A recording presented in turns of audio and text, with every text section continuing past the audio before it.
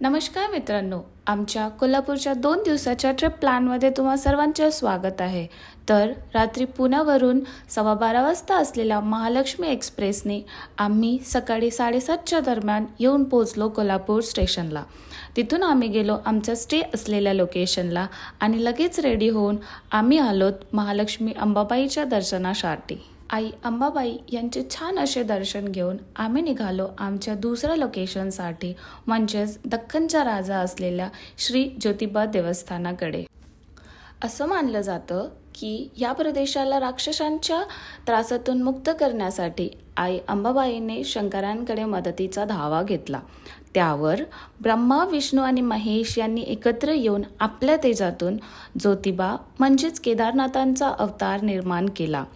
त्यानंतर ज्योतिबा यांनी चौपडाई देवीच्या मदतीने राक्षसांविरुद्ध घनघोर युद्ध केलं आणि त्यांच्या ह्या विजयानंतर इथे आजही चांगभल नावाचा जयघोष केला जातो आणि गुलाल उधळला जातो.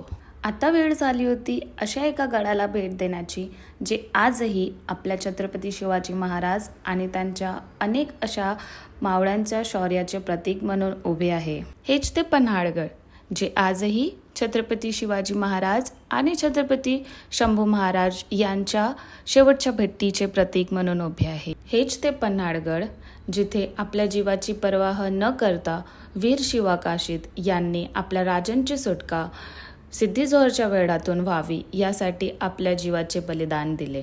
हेच ते पन्हाळगड, जिथून आपले राजे सुखरूपपणे विशाळगडापर्यंत पोहोचावे यासाठी वीर बाजीप्रभू देशपांडे आणि त्यांच्या असंख्य अशा मावळ्यांनी लढत असलेल्या घोडखिंड्याच्या युद्धात तब्बल 7 ते 8 तास आपल्या रक्ताचे झरे वाहून खिंडीला पावनखिंड म्हणून आजही त्या सर्व मावळ्यांच्या शौर्याची गाथा गातो. अशा प्रकारे आमचा कोल्हापुरातला पहिला दिवस इथेच मावळतो आणि परतीचा प्रवास सुरू होतो. धन्यवाद.